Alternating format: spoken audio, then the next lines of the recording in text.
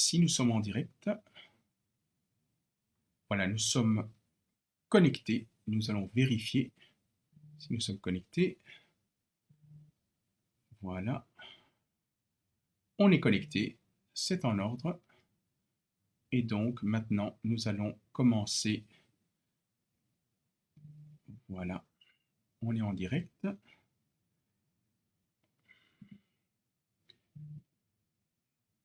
Voilà. On va bientôt commencer le JT de 13 h.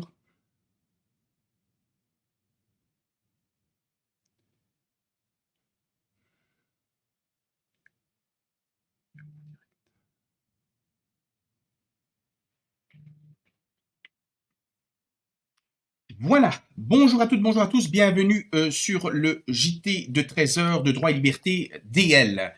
Donc, comme vous le savez, maintenant nous organisons donc notre JT, mais également les conférences qui seront organisées à l'avenir. Non seulement nous allons le déployer sur notre site internet www.droit-liberté.be, mais également dans la partie JT de 13 h ou conférences DL, mais également sur la page Facebook de Droit et Liberté. Donc, j'invite à toutes celles et ceux qui nous regardent actuellement sur Facebook, Droit et Liberté, DL, donc de vous inscrire à la newsletter, donc de notre site internet www.droit-liberté.be, car effectivement toutes les informations officielles seront diffusées par le biais de notre newsletter.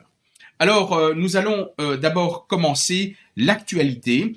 Donc je vais maintenant vous présenter les titres de l'actualité de manière telle à ce que vous puissiez suivre de quoi on va traiter actuellement. Donc maintenant, je vais vous donner les titres et puis ensuite, je vais approfondir chaque titre en tant que tel. Voilà. Premier titre, les statuts des experts scientifiques sont mis à mal, notamment un courrier émanant, disons, d'une scientifique conteste effectivement le statut d'expert scientifique donc par rapport à toutes celles et ceux qui sont entendus au Parlement dans le cadre de la vaccination obligatoire. Deuxième sujet, les amendes, les prix les tarifs de stationnement qui sont prévus en 2022 vont être fortement augmentés et nous vous indiquerons les précisions donc pour Bruxelles. Troisième sujet d'actualité, la VRT désire dépolitiser son conseil d'administration, en tout cas un tout petit peu. Quelle est la position des partis politiques francophones par rapport à la RTBF? Et on vous donnera donc les sujets, les précisions à cet égard. Troisième autre sujet d'actualité, Franck Robben démissionne de son poste auprès de l'autorité de la protection des données en raison effectivement des pressions qui sont données dans le cadre de sa mission. Dernier sujet d'actualité, Sophie Wilmès, qui peut être à la tête de l'OTAN en tant que telle. Donc visiblement, sa candidature est mise en avant pour qu'elle puisse devenir, le cas échéant, secrétaire générale de l'OTAN, et donc on va y venir. Alors on va maintenant commencer l'actualité en profondeur. Je vous ai donné les titres de l'actualité et maintenant on va vous donner le détail. Alors il faut savoir que au sein de la Chambre des représentants, bon nombre d'experts qui sont désignés par les chefs de groupe à la Chambre des représentants ont été entendus dans le cadre de la vaccination obligatoire.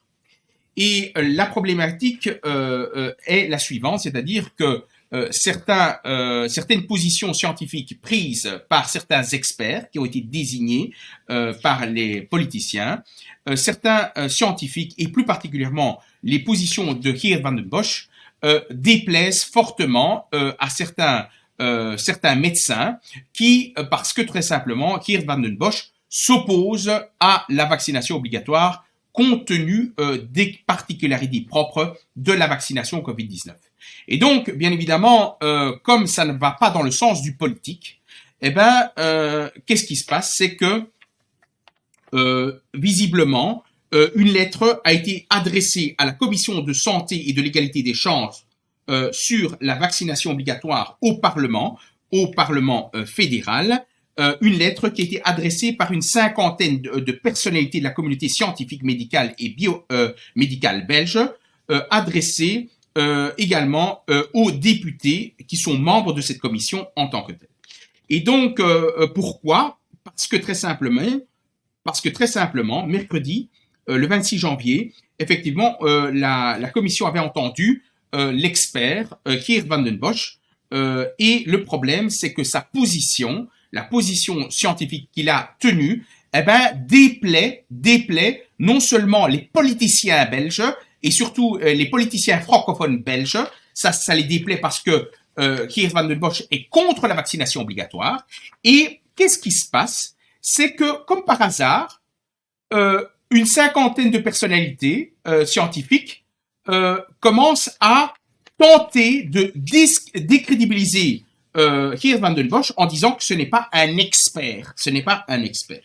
Alors, effectivement, il dit ceci, voilà, à l'initiative d'un médecin qui s'appelle Sophie Lucas, de l'Institut de Duve, donc UC Louvain. Donc, en fait, il faut savoir d'abord, est-ce que cet institut dont dépend Sophie Lucas, cet immunologiste, est-ce qu'il est financé par les deniers de l'État? Ben, il est évident que si c'est un institut, il est fort probable que ce soit financé par l'État. Donc, est-ce qu'il y a une neutralité ou une indépendance de cette immunologiste Sophie Lucas? On peut effectivement en douter fortement. Et donc, qu'est-ce qui se passe? C'est que cette immunologue sort des cavernes, hein, elle sort du ciel, comme par hasard. Est-ce que ça a été une invitation ou non par le politique de sortir du bois? Ça, on peut effectivement le supposer. Mais en tout cas, rien n'est démontré, mais en tout cas, ça sort du ciel. Et qu'est-ce qu'elle dit? Qu'est-ce qu'elle dit, cette immunologiste Sophie Lucas? Elle dit ceci. Nous avons commencé par leur dire que nous étions extrêmement préoccupés que les parlementaires entendent un expert autoproclamé. Donc, un soi-disant expert qui s'autoproclame lui-même expert alors qu'en fait, il ne répondrait pas aux critères minimums de reconnaissance d'expertise par des scientifiques. Ces critères sont extrêmement simples. Il existe des institutions qui ont l'habitude de vérifier l'expertise scientifique de la communauté internationale.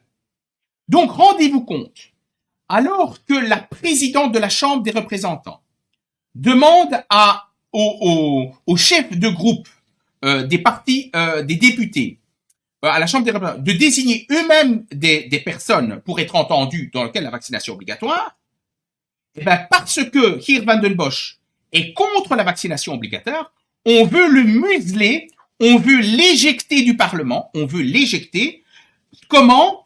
Tout simplement parce que des immunologistes qui sortent du bois entendent les positions de Geert Van den Bosch, qui va contre les politiciens, et essayer de l'écarter. Et alors, qu'est-ce qu'elle propose? Que proposent ces 50 scientifiques qui sortent de je ne sais où? Est-ce qu'ils ont des conflits d'intérêts? On ne le sait pas non plus. Et donc, il faut vérifier tout cela parce que ça commence à devenir scandaleux. Eh ben, elle propose, cet immunologiste, et en tout cas cette lettre qui a été adressée à la commission, il dit ceci.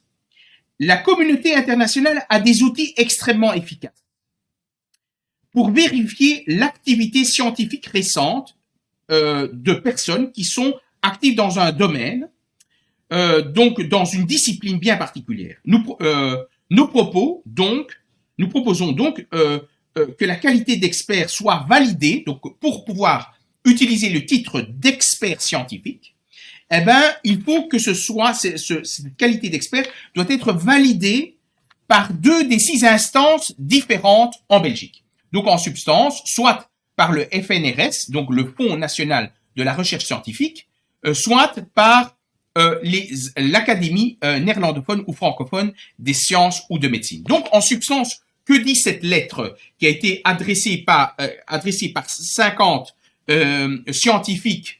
On ne sait pas d'où ils viennent, si ça a été fait à l'initiative des politiciens, s'ils ont des liens directs ou indirects avec les politiciens, on ne sait rien de tout ça.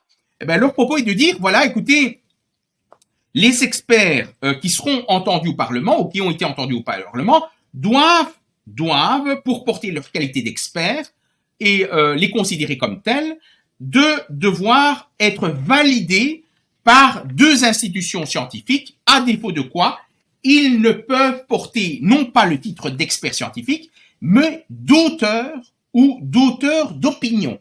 Donc, c'est-à-dire que ils veulent considérer ce courrier de ces 50 experts disent que les propos tenus par Geert Vanden Bossche doivent être tenus non pas en qualité d'expert scientifique, mais d'auteur d'opinion. Donc, ça veut dire quoi? Ça veut dire aucune pertinence scientifique. Je trouve ça vraiment lamentable de ces scientifiques qui essaient de discréditer un confrère, donc que des confrères, 50 experts, essayent de discréditer un confrère REE, c'est-à-dire Geert Vanden Bossche, parce que tout simplement, sa position, la position qu'il défend, va à l'encontre des décisions politiques. Eh ben, je trouve ça lamentable. Ça vaut 0 sur 10. Franchement, je trouve sincèrement qu'on essaie de museler des experts qui prennent des positions en toute indépendance, et là, on essaie de museler celles et ceux qui s'opposent à la vaccination obligatoire. Alors, regardez qu'est-ce qu'ils disent. Donc cette lettre collective a reçu 3 réponses. 3 réponses de 3 députés.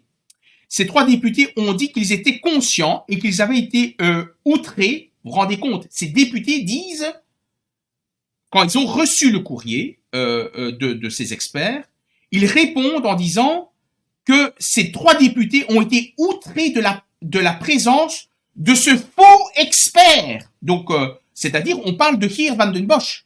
Ils disent que Geert Vanden Bossche, que ces députés déjà ont été outrés de la présence de ce faux expert dans les auditions de la Chambre, et que les auteurs devraient être rassurés sur le fait que la plupart des parlementaires ayant entendu cette personne, que cette personne était conscient de la limite de ses propos. Donc, rendez-vous compte, donc ces députés déjà se sont déjà positionnés avant même qu'on ait entendu la position de tous les experts. Regardez, ces députés déjà ont pris une position par rapport à la question de la vaccination obligatoire. Comment? En disant que Geert Vanden Bossche, qui est l'un des seuls à s'être opposé à la vaccination obligatoire, il dit que c'est un faux expert. Et que vraiment, ils ont considéré ces députés comme étant, en disant très simplement que les propos de Geert Vanden Bossche avaient un propos limité en termes d'expertise. Eh ben, je trouve ça lamentable de ces députés qui, franchement, non seulement ce sont ces députés-là, qui sont-ils pour dire que Geert Vanden Bossche n'est pas un expert ou n'a pas une expertise en cette matière, alors que donc il a une expertise dans la vaccinologie, et on veut dire qu'il ne peut pas parler en tant qu'expert. C'est vraiment lamentable. Alors, j'ouvre une petite parenthèse par rapport à ça. Je trouve ça scandaleux qu'on tienne de tels propos par rapport à cet expert, mais je ne vois aucun expert juriste, aucun, j'en ai jamais vu, d'expert juriste avoir critiqué la composition de la Cour constitutionnelle. Sachez que la Cour constitutionnelle est composée de 6 magistrats, professionnels, c'est-à-dire du monde juridique pur et dur, c'est-à-dire des professeurs d'université et autres, ou qui ont une expérience technique au niveau juridique, et 6 personnes également du monde politique. Donc, c'est-à-dire qu'il y a 12 magistrats au sein de la Cour constitutionnelle, 6 magistrats professionnels et 6 anciens parlementaires, anciens politiciens, et il n'y a pas eu un juriste en Belgique, en tout cas sauf donc bien évidemment l'association le GERPA, qui a dénoncé pendant des dizaines d'années que la Cour constitutionnelle était composée de 6 anciens députés et que ça mettait à mal l'indépendance et la neutralité de ces institutions. seule l'association GERFA a pu l'indiquer en tant que tel. Les autres juristes, même dans le monde académique, on n'a jamais critiqué parce que, bien évidemment, ça déplaît les chers politiciens belges francophones. Je trouve ça lamentable, lamentable, et il faut absolument que les vidéos sont partagées. Je trouve ça scandaleux, scandaleux des politiciens belges de mettre des anciens politiciens belges au sein de la Cour constitutionnelle. Il y a un manque de neutralité et d'indépendance de l'institution. Je trouve ça scandaleux qu'il n'y a pas de juriste qui, bien évidemment, dénonce la politisation de la Cour constitutionnelle. Je trouve ça lamentable et un manque de professionnalisme des députés au sein de la Chambre des représentants qui ne font aucune modification alors que ça relève de l'évidence en tant que tel. Voilà, et je remercie effectivement l'association GERFA, qui est une association spécialisée en droit administratif, qui a dénoncé cela depuis plus d'une dizaine d'années et que les politiciens n'ont rien fait pour. Deuxième sujet d'actualité, chers amis. Alors, nous avons l'augmentation des amendes, des prix, des cartes riverains et autres. Bien sûr, les décisions politiques qui ont été prises durant la crise sanitaire, il faut quand même bien le faire payer aux citoyens. Donc, vous savez que PSMR, Écolo, CDH et toute la ribambelle, toutes ces décisions politiques ont un impact et il faut augmenter. Alors, effectivement, le prix de la première carte, par exemple, le prix de la première carte riverain va passer de 10 € à 15 € par an. La seconde carte riverain, pour toutes les communes bruxelloises, je parle des 19 communes de Bruxelles, la deuxième carte riverain que vous demandez va passer de 50 € à 120 €. Et alors, le plus beau, c'est vraiment quand vous regardez vraiment les tarifs de plus près. Alors ça, c'est un véritable scandale. C'est vraiment, on veut pomper le fric des citoyens pour engraisser les caisses de l'État, alors que les décisions politiques qui ont été prises ont été des décisions politiques foireuses. Donc ça, c'est une chose. Alors, concernant les tarifs, alors il faut distinguer les tarifs, la zone rouge et la zone orange pour Bruxelles. Alors, la zone rouge, rendez-vous compte, avant, donc c'est-à-dire il y a peu, la première demi-heure en zone rouge était de 0,50 cents. On passe maintenant de 0,50 cents pour la demi-heure à 0,90 à 0,90. Donc 40 centimes la demi-heure. Donc on passe de 0,50 à 0,90. La deuxième demi-heure, elle coûtait 1,50 € en zone rouge. Elle va coûter 2,60 € la demi-heure. Pour la deuxième heure de stationnement en zone rouge, on passe de 3 € à 5,30 € pour une heure supplémentaire. Mais vous vous rendez pas compte que ça va vous coûter plus cher de faire vos courses en voiture que de faire vos courses à pied. Alors, même chose en zone orange. Alors, la zone orange, même chose. La première demi-heure, elle coûtait 0,50, vous passez à 0,90 comme une zone rouge. Et ainsi de suite. Et la deuxième demi-heure, on passe de 0,50 à 0,90. Et la deuxième heure, en zone orange, on passe de 2 € à 3,50 €. La deuxième heure. Donc, en substance, chers citoyens bruxellois, eh ben, vous pouvez remercier les politiciens que vous avez élus vous-même. Et c'est qui a pris ces décisions? Si vous voulez le savoir, eh ben, je vais vous le dire.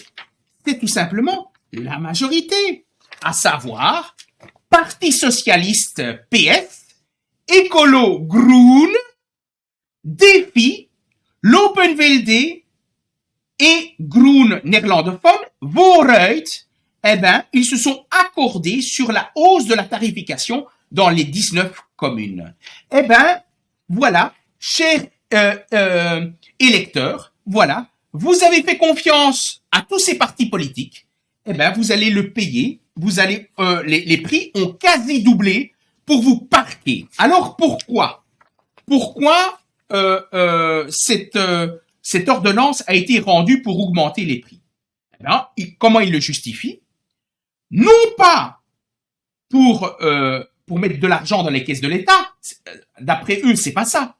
Ils disent que l'ordonnance vise à faire baisser la pression en voirie conformément à un plan régional de mobilité Good Move, qui prévoit la suppression de 65 000 places d'ici 2030.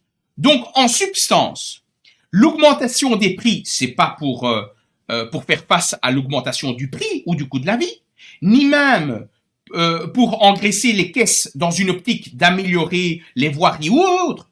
C'est pour supprimer 65 000 places d'ici 2030. En substance, c'est pour sanctionner les automobilistes, pour sanctionner les propriétaires de véhicules. Donc, cette augmentation de prix s'analyse quand on regarde leurs propos. C'est vraiment une sanction qui est prise pour ceux qui ont un véhicule. Rendez-vous compte. Eh bien, je trouve ça lamentable, scandaleux de ces politiciens qui sanctionnent ceux qui sont propriétaires de véhicules dans la région de Bruxelles-Capitale. Je trouve ça lamentable et scandaleux. Voilà.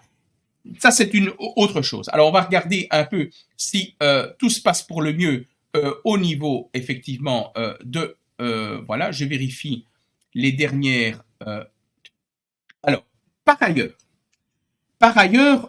la VRT veut dépolitiser un peu son conseil d'administration. Il faut savoir que le Parlement flamand a approuvé ce mercredi, donc le mercredi dernier, un projet de réforme du conseil d'administration de la VRT.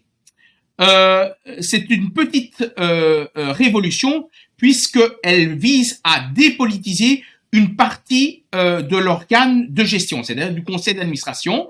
Et ce qu'ils veulent faire, c'est que sur les 12 administrateurs actuels qui représentent les partis politiques en Flandre, un tiers d'entre eux viendront remplacés par des personnes qui sont indépendants des politiques. En substance, ce seront des personnes qui ne sont pas politisées. Bon, c'est une petite progression, et donc, suite à cette position de la part du Parlement flamand, qui veut faire en sorte à ce qu'un tiers du conseil d'administration de la VRT ne soit pas politisé, eh ben, quid de la RTBF? Vous savez que la RTBF est composée, au regard de son conseil d'administration, uniquement de membres des partis politiques, hein, donc c'est uniquement politisé, hein, ce sont des membres des partis politiques qui composent le conseil d'administration de la RTBF. Eh ben, quelle est la position des partis francophones de la RTBF? Eh ben, le PS et le MR se sont positionnés. Et qu'est-ce qu'ils ont dit? Ils ont dit que le fait d'avoir des administrateurs indépendants ou apolitiques ne garantit pas qu'ils soient plus professionnels ou en phase avec les objectifs du service public.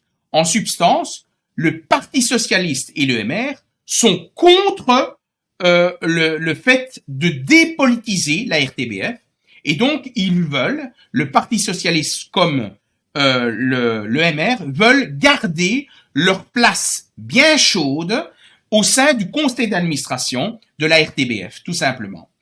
Ça, c'est encore une fois scandaleux, et donc il faut absolument dépolitiser les administrations ainsi que toutes les autorités ou les services qui disposent des deniers publics. Alors, autre information. Franck Robben, qui démissionne de son poste au sein de l'autorité de la protection des données. Effectivement, vous savez que le haut fonctionnaire a remis son mandat. Effectivement, Franck Robben a remis son mandat, donc a démissionné entre les mains du Parlement. Effectivement, donc suite à une plainte pour infraction grave au RGPD qui mettait à mal l'indépendance de l'autorité de la protection des données dans le cadre de sa mission. Et donc il devait partir, et donc il a remis sa démission en tant que tel. Donc ça, il faut le souligner en tant que tel. Alors, une dernière chose, une dernière information, rendez-vous compte, visiblement, Sophie Wilmès pourrait être bientôt secrétaire générale à l'OTAN. Visiblement, l'EMR, le mouvement réformateur, se retrouve vraiment dans tous les postes au niveau international justement pour peut-être cadenasser, bien évidemment, toutes les règles de restriction de nos droits et libertés. Et donc, je me pose des questions. Est-ce que il se retrouve, le mouvement réformateur se retrouve-t-il dans ces postes très élevés? Est-ce que c'est par mérite? Est-ce que c'est par compétence? Est-ce que c'est par piston? On ne le sait pas. Et donc, voilà. Donc, Sophie Wilmès va tomber du ciel et va se retrouver peut-être en tant que secrétaire général à l'OTAN. En effet, il faut savoir que l'agence Bloomberg, on ne sait pas cette agence comment elle fonctionne, sur base de quels critères. Alors moi je viens avec ça, quels sont les critères objectifs indépendants et raisonnables ont été utilisés pour permettre à l'agence Bloomberg de citer le nom de Sophie Wilmès en tant que personne pouvant remplacer le Norvégien qui se trouve actuellement à la tête de l'OTAN. Quels sont les critères? Il n'y a pas de critères. Voilà, visiblement, ça sort du ciel. Hein, donc, voilà, Sophie Wilmès, elle tombe du ciel. MR, mouvement réformateur, ça tombe du ciel. Donc, déjà, Charles Michel se retrouve à la tête d'une des institutions européennes. Voilà, l'EMR de nouveau, Sophie Wilmès risque de se retrouver à la tête de l'OTAN. Ben voilà, et donc, elle n'a pas voulu prendre position, Sophie Wilmès, suite à cela. Et donc, on risque de s'attendre, effectivement, à la direction de l'OTAN par le MR, mouvement réformateur, en tant que tel. Eh ben, je trouve... et alors, quels sont les critères de désignation au sein de l'OTAN? Ça, c'est pas important. Ça, c'est pas important. Les postes politiques au sein de l'OTAN, au sein du Conseil de l'Europe, au sein de toutes ces institutions européennes, ça, bien, au sein de l'OMS, ces règles de désignation de ces personnes-là, la popote interne au niveau politique, ça c'est bon. Ça, il n'y a pas de problème, visiblement. Ça, il n'y a pas de souci. Par contre, l'expert Van den Bosch, qui lui est contre la vaccination obligatoire, ça par contre, on veut des règles objectives et scientifiques. Eh ben, je trouve ça lamentable. Et donc, il faut absolument qu'on partage un maximum ces vidéos pour que nous puissions faire face à cette guerre d'information. Il faut savoir une chose, c'est que vous savez très bien que nous sommes limités dans la portée de nos publications au sein de Facebook. Donc, je vous invite à partager nos vidéos sur Facebook. Sachez que nous faisons également le direct sur notre page internet www.droit-liberté.be. Le direct se trouve également sur notre page, dans le JT de 13h. On le fait parce que, très simplement, il y a un risque sérieux que Facebook, que le service de Facebook va être mis à mal dans les prochaines semaines ou dans les prochains mois, sachez-le. Et donc, il faut absolument que vous puissiez vous inscrire à la newsletter de Droit et Liberté pour que vous ayez les liens pour pouvoir nous suivre.